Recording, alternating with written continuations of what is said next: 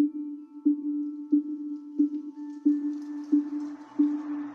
va bientôt partir. Vite à son peuple, Rémi! Vite à son peuple, Rémi!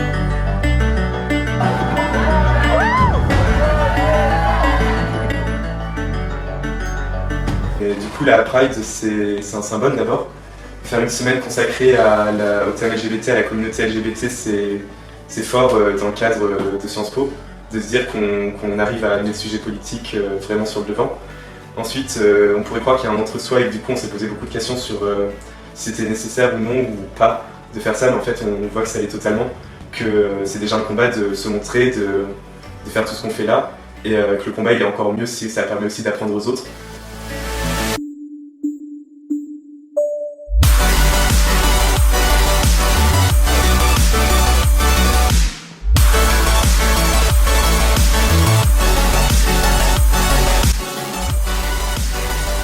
On l'a pu voir en intégration et nous en tant qu'anciens, on va dire, on l'a vécu aussi l'année dernière à Sciences Po.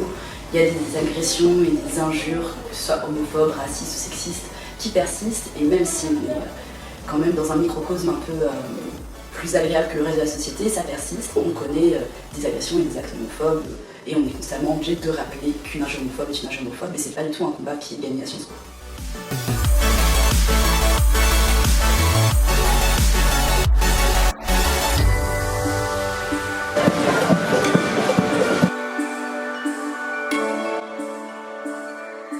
La marche des fiertés, c'est pour ça qu'on l'appelle la marche des fiertés, c'est celle qui dit qu'on n'a aucune honte à montrer ce qui nous discrimine.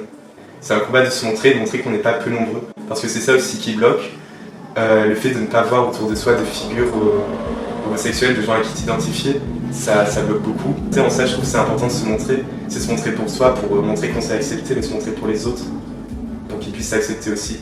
On voulait donner cette année aussi à la marche une dimension politique en faisant des pancartes et rappeler que ça reste un combat de tous les jours et qu'on doit encore lutter.